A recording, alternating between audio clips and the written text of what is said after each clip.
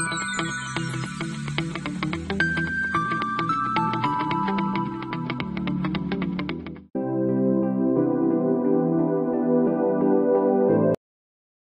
everyone, our today's outline is building a simple table, working with semantic table and configuration of columns.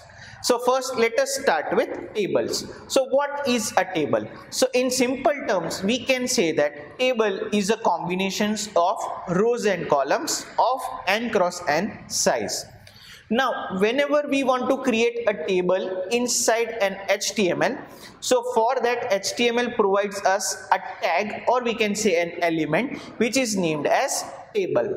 So it will render or display the data in tabular format, that is row wise and column wise. Now in order to create a row inside our HTML table, so for that again we are having an element which is named as tr, or we can say that table row. So whenever we are having a table, so inside a table if we want to create a row, for that we have to use an element, or we can say a tag which is named as tr or table row. Now inside a row, each cell we can express it using a tag which is named as td, that is table data. So for example, if I have created a row, now in that particular row I will be having different cells. Now in order to create that particular cells within that particular row, so for that we have to use a tag which is named as td or table data. Next we are going to see is semantic table.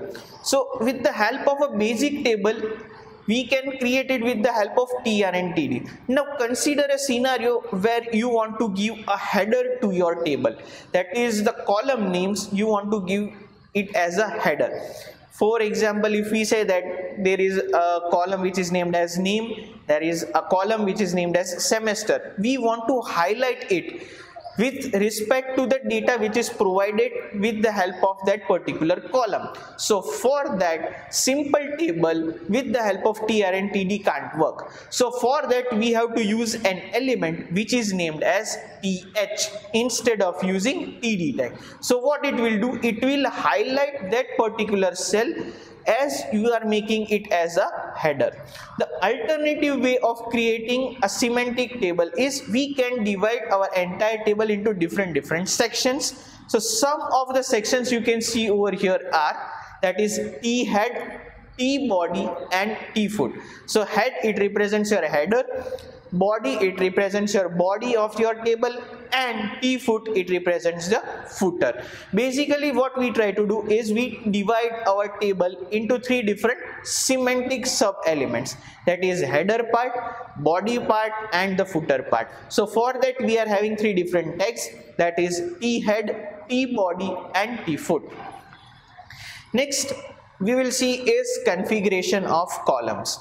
Now why we require this configuration of columns? So first let me give you an example. So there are limitations of some of the markup languages that directly apply on our table column. So for example, if I want to set the font color, or we can say if we want to apply the color to the cell content inside our column. Another scenario, for example, if I want to set the text align of all the cell which is containing some of the content. Another scenario I can give you, if I want to set the background color of the entire column. So if I apply directly the CSS, it will apply to the entire column. But if I want to give separate animations or separate coloration or separate styles to my table, so directly it is not possible. But with the help of an element which is named as col, C-O-L, with the help of this we can do all the above mentioned things separately to describe the stylings that we can apply to our entire columns. So let us consider an example and we will see how we can create a table, how we can configure the columns and how we can create a semantic table. Let us create a simple or a basic HTML table. So first we have specified the document type as HTML. Then we have taken HTML tag. We have taken the head tag. Inside this, we have taken a title tag and we have given the title as simple table.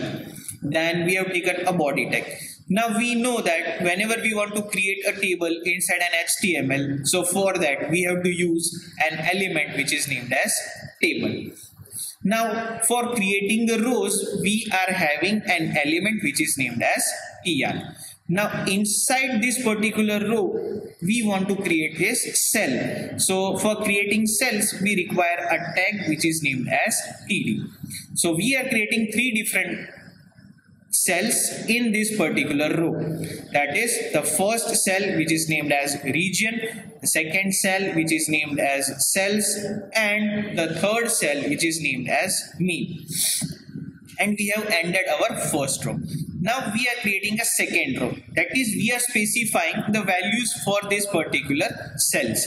That is, the region is northeast, the total cells is $1 lakh and the mean value is $1,42,857. Similarly, we are creating a third row and the region will be southeast. The cells will be $75,000. The mean value is $142,857. The next region we are creating is a Midwest. The total cells is $1,25,000 and again the mean value is $142,857. So what we have done is we have created a table and we have created 1, 2, 3, 4 and total number of rows are 5, 6, 7, 8 rows. So we have created 8 different rows inside our table. So let us display this particular table inside our browser.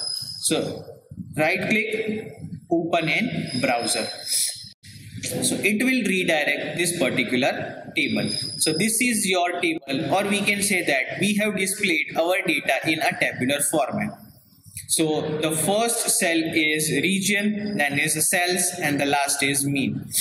Now what is the problem with this particular table? So if I want to highlight that this is a particular column, this is also a particular column, and this is also a particular column, then with the help of simple table we can't create. That means if I want to distinguish these different values based on these particular columns, then it is not possible. So how can we do that? So for that we have seen is we have to use semantics. So one of the way is specifying the th, that is table header. So let us try that. So what I have done, I have created the same table, but we have specified the table head. And we have divided our table into 3 different sections, that is sub-semantics. We have taken head, we have taken footer, and we have taken the body. So let us understand it. So first we have taken is HTML, second we have specified the head, we have given the title, that is table with semantic markup, then we have taken body. Then we have taken the table tag. Now we are dividing our table into 3 different sub-semantics or subsections, that is table head, table footer, and table body. So first let us create the head.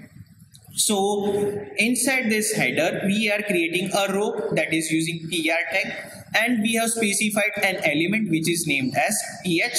We have used an attribute which is named as scope. That means the scope of this particular th is for this particular column. Then we have given the name of the header, that is region, cells, and mean. Then what we have done is we have added the header tag. Now we are creating another section, that is footer, and in footer we are simply showing the sum, that is th. The value for this th is sum, and we have specified its value with the help of td. Then again we have created a subsection which is named as table body. Inside this again we have given the scope as rows. So there are 2 possible values of scope, that is rows and col. For column we have to use col, and for row we have to use row. Then we have created again a region, that is northeast. We have specified its data value, and we have ended this particular row, and we have added all the data which were present in our simple table inside the table body tag. So let us try to understand what is the actual difference between the table that we have created earlier and this table. So let us run and observe it. So simply open it in browser. So if you see now, this particular column names are now highlighted. So that is region is highlighted, cells is highlighted, and mean is highlighted. Now we have also highlighted the different region values. If you recall, we have seen that these particular values, that is region, cells, and mean, it is a part of your T head. This entire up to starting from northeast up to California, it is your table body, and this is your footer value. Right? So if you observe your simple table, there is no such bifurcation. That means I am not able to get what actually I want to represent in the table. All the things are looking similar. There is no differentiation between rows and columns, that which is particular column and what its value are. So in order to distinguish it, we have used semantics. So here you can see it is highlighted in bold, that is region, cells, mean, and all the regions we have also highlighted with the help of th tag, and the sum also we have highlighted using footer, and inside that footer we have used th. Now let us try to make it some attractive by adding some style sheet. So let us observe how we can add style sheet to our entire table data. So for that, again also I am creating the same data, just I am applying the styles. What I am doing, for the header section I am giving the color as orange, for body I am specifying the color as gray, and for the footer I am giving the color as red. All the things are remaining the same. Only thing what I have done is I have specified the color for three different regions or three different sections. That is, header will have color as orange, body will be of gray, and the footer will be of red. So let us observe this. Open it in browser. So now you can see over here, this particular region is in orange color, this is gray portion, and this is again in red. So with the help of this semantic, we can make our table or the data which is present in the table more attractive and in a more readable format. So what we have seen in this session is how we can create a table, how we can add semantics to our table, and how we can apply stylings to our table. So this is all about your today's session. Thank you.